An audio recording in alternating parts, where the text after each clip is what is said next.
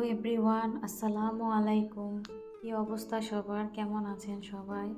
আশা করি যে যেখানে আছেন সবাই মহান আল্লাহর রহমতে ভালো আছেন, সুস্থ আছেন, নিরাপদে আছেন। আলহামদুলিল্লাহ, আমরাও আল্লাহর রহমতে আপনাদের দোয়ায় বেশ ভালো আছি। নতুন দিনে নতুন আরও একটি ব্লগ ভিডিও নিয়ে আবারও আপনাদের মাঝে হাজির হলাম। আশা রাখছি আজকের এই ভিডিওটি আপনাদের কাছে বেশ ভালো লাগবে। ভিডিও শুরুতে যারা আমার ভিডিও ক্লিক করেছেন, প্লিজ দয়া করে একটি লাইক দিয়ে ফুল ভিডিওটি কন্টিনিউ করবেন। যে সকল আপু ভাইয়ারা আজকে আমার চ্যানেলে নতুন এসেছেন, আপনার যদি আমার ভিডিওর কোনো অংশ যদি আপনাদের কাছে একটুও ভালো লেগে যায়, তাহলে প্লিজ আমার পাশে থেকে যাবেন। আর আমার পাশে থাকতে হলে আমার চ্যানেলটি সাবস্ক্রাইব করে পাশে থাকা বেল বাটনটি অবশ্যই অন করে দিতে হবে। এতে করে আমি যখন কোনো নতুন ভিডিও দিব আপনার কাছে নোটিফিকেশন চলে যাবে আর আপনি চাইলে আপনার সময় সুযোগ করে দেখে নিতে পারবেন। যে সকল আপু ভাইয়ারা অলরেডি এই কাজটি করে আমার পাশে আছেন, আমাকে প্রতিনিয়ত সাপোর্ট দিচ্ছেন, সেই সকল আপু ভাইয়া আঙ্কেল আন্টিদেরকে অসংখ্য ধন্যবাদ।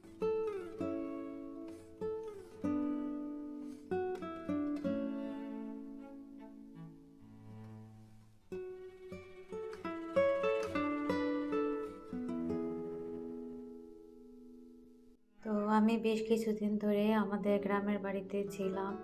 তো গ্রামের বাড়িকে আজকে বিদায় দিয়ে শহরের বাড়িতে চলে যাচ্ছি। তো গ্রামের বাড়িতে অনেক দিন থাকাতে ওখানেও একটা মায়া তৈরি হয়েছিল, যেহেতু ওইটাও আমার বাবার তৈরি বাড়ি। আর এখন যাচ্ছি আমাদের শহরের বাড়িতে, এটাও হচ্ছে আমার বাবার তৈরি বাড়ি।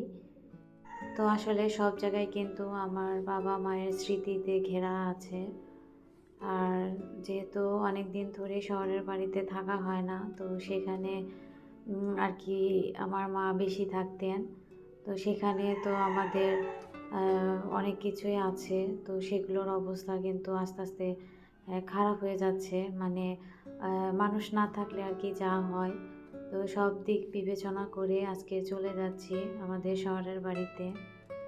তো গ্রামের বাড়ি থেকে যখন এই রাস্তা দিয়ে আমাদের শহরের বাড়িতে যাওয়া হয়, তখন চারপাশটা কিন্তু অনেক বেশি ভালো লাগে এবং চারপাশে প্রকৃতি পরিবেশ দেখলে মনটা অনেক শান্ত হয়ে যায়। তো এরকম রাস্তা দিয়ে যেতে খুবই ভালো লাগে। একদম গাড়ি ঘোড়া খুবই কম, যানজট নেই, একদম নিরিবিলি পরিবেশ আর রৌদ্রময় দিন। তো সব মিলিয়ে আর কি খুবই ভালো লাগছিল।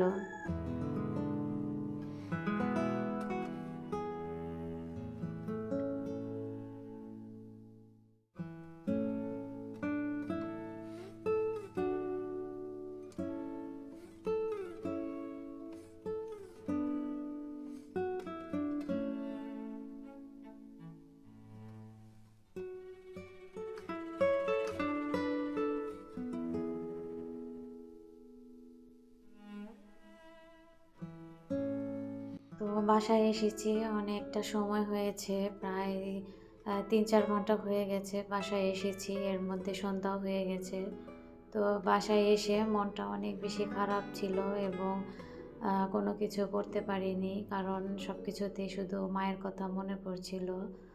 তো তারপরে মন খারাপ করে যখন বসেছিলাম, তো তারপর আমার বোনের হাজব্যান্ড এবং আমার বোন আর আমার হাজব্যান্ড, তো ওরা আমাকে জোর করে আর কি বাইরে নিয়ে গিয়েছে, যে এভাবে যদি আমি বাসায় থাকি তাহলে দেখা যাবে এমনিতেই আমার অনেক দিন ধরেই কিন্তু মা চলে যাওয়ার পর থেকে আমার মন এবং শারীরিক অবস্থা দুটোই খারাপ। তারপরেও আপনাদের জন্য আর কি ভিডিও তৈরি করি, কারণ আমার চ্যানেলটা অনেক একদম ডাউন হয়ে গিয়েছে। যেহেতু আমার মার স্বপ্ন ছিল যে আমাকে সবসময় বলতো যে আমি যেন সবসময় ভিডিও আপলোড করি এবং চ্যানেলটাকে ধরে রাখি। তো সেই দিক থেকেই কিন্তু আমি উঠে দাঁড়িয়েছি এবং আপনাদের জন্য প্রতিদিন ভিডিও দেওয়ার চেষ্টা করছি।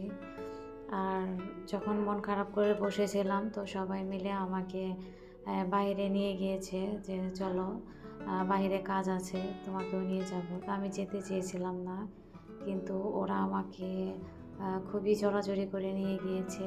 তো শেষ মুহূর্তে বাধ্য হয়েছিলাম যেতে। আর বাচ্চাদেরও অনেক ছিল বাইরে যাওয়ার, কারণ ওরা অনেক দিন ধরেই কিন্তু ঘরবন্দি হয়ে আছে, বাইরে যেতে পারছে না। আসলে মন মানসিকতা ভালো না থাকলে কিন্তু বাহিরের কোনো কিছুই ভালো লাগে না। তো যাই হোক, একটু বেরিয়েছিলাম। তো এটা হচ্ছে আমাদের পাশের প্লটে। তো ওখানে বাচ্চারা খেলা করছে। তো এখন যেহেতু শীতকাল, তো শীতকালে তো ব্যাডমিন্টন খেলার একটা প্রচলন আছে। তো বাচ্চারা দেখা যায় সন্ধ্যা থেকেই কিন্তু খেলা শুরু করে। তো দাঁড়িয়ে একটু ওদের খেলা দেখছিলাম আর অনেক কিছুই ভাবছিলাম যে গত বছর যখন শীতে বাড়ি এসেছিলাম তখন কিন্তু এরকম আমি বাচ্চাদের সাথে একটু ব্যাডমিন্টন খেলেছিলাম, আর এভাবে কিন্তু পাশে আমার মা দাঁড়িয়েছিল। তো সেই সমস্ত কথাগুলো আর কি খুব বেশি মনে পড়ছে। তো যাই হোক, ওদের খেলা একটু দেখে একটু ভিডিও করে নিলাম। আর এই তো এখন বাজারের দিকে চলে এসেছি। তো এখানে কিছু নাকি ওদের কাজ আছে, এই কাজগুলো সেরে বাচ্চারা আবার খাওয়ার জন্য বায়না করছিল। তো ওদের নাকি খিদে পেয়েছে। তো বললো যে কাজগুলো আগে শেষ করে নিই, তারপরে তোমাদেরকে খাওয়াবো। তো এই জন্য আর কি আমি একটু ভিডিও করে নিচ্ছিলাম যাতে আপনাদের সাথে শেয়ার করতে পারি। তো দিনের সাথে সাথে দেখা যায় রাতেও কিন্তু প্রচুর এখানে জ্যাম থাকে। তো শীতের দিন দেখে কিন্তু লোকজনের পরিমাণ কম এবং গাড়ি ঘোড়ার পরিমাণটা কম। তো এই যে মোজা কেনা হচ্ছিল। তো মোজা আসলে আমি যে অবস্থায় বাড়ি চলে এসেছি সেই অবস্থায় কিন্তু বাচ্চাদের এবং আমার কারোরই মোজা আনা হয়নি। আর বাড়িতে এসে প্রচুর শীতের মধ্যে পড়েছি। তো অনেক বেশি ঠান্ডা এবং বর্তমানে খুবই কুয়াশা পড়ছে। তো অ্যাকচুয়ালি আসলে সব কোনো কিছুতেই আর কি কাজ করে শান্তি নেই, কিংবা ধরেও শান্তি নেই। কারণ এত ঠান্ডার মধ্যে কোনো কাজ করাও যায় না এবং ধরাও যায় না। তো বাসায় স্যান্ডেলের প্রয়োজন ছিল, যেহেতু আমি কোনো স্যান্ডেল নিয়ে আসিনি বাসার ভিতরে পরার জন্য। আর বাসার ভিতরে যেহেতু টাইলস করা, তো প্রচুর পরিমাণে ঠান্ডা। তো বাচ্চাদেরও স্যান্ডেল ছিল না, আমারও ছিল না। তো সব মিলে আর কি দেখা হচ্ছিল যে কি এরকম স্যান্ডেল আর কি নেওয়া যায়। তো একটা পছন্দ হলে আরেকটা মানে দামে পছন্দ হয় না। তো দেখা যাক কোনটা নেই। তো দেখা হচ্ছিল।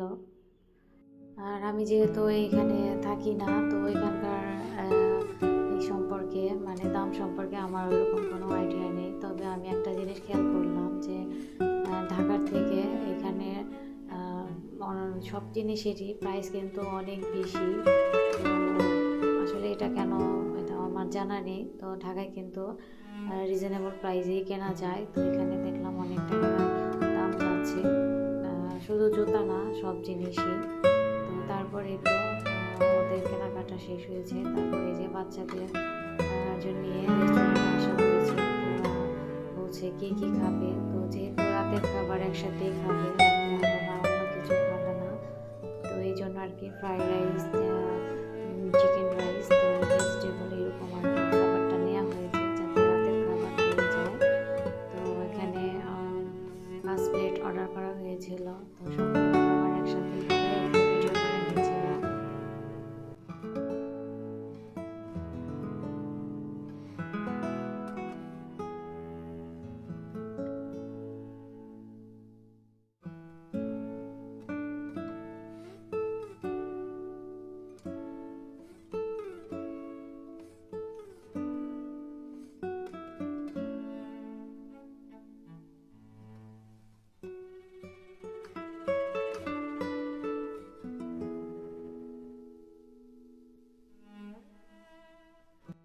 তো খাওয়া দাওয়া শেষ করে বাইরের কাজগুলো কমপ্লিট করে এই তো বাসায় চলে এসেছি। আর বাসায় এসে দেখছি যে আমার আব্বু তার কিছু আহ, জুতো আর কি রেডি বের করছে। তো এগুলো হচ্ছে তার মেয়ের জামাইদের জন্য আর কি উনি রেখেছিলেন। তো ওগুলো আর কি ওদেরকে দেওয়া হচ্ছে।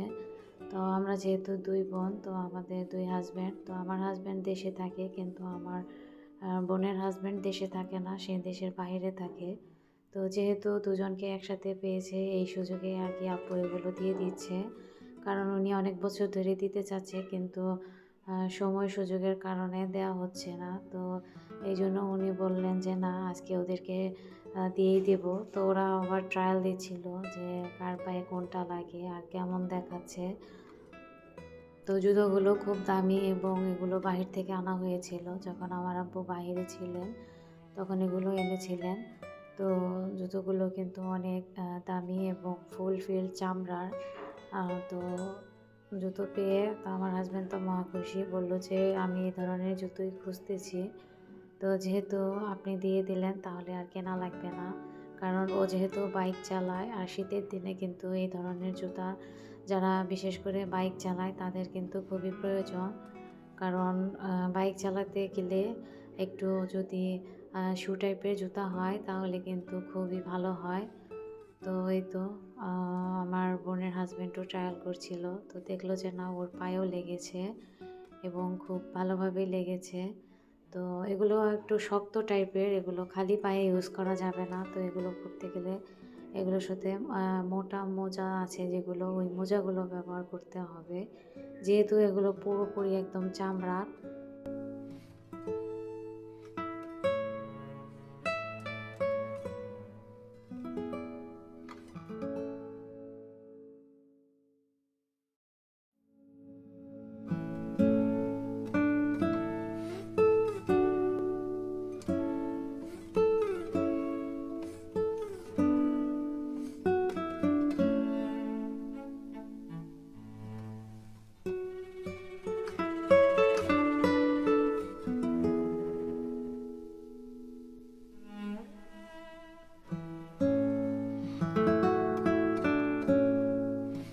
তো বড়দের দেখা দেখি এই যে বাচ্চারাও কিন্তু তাদের জুতোগুলো বের করে নিয়েছে। তো ওর জন্য, আমার বোনের ছেলের জন্য এই কেডস নেওয়া হয়েছে, আজই কেনা হলো, যেটা আপনাদেরকে দেখালাম। আর আমার ছোট বাচ্চার জন্য আর কি স্যান্ডেল নেওয়া হয়েছে রুমের ভিতরে যাতে পড়তে পারে।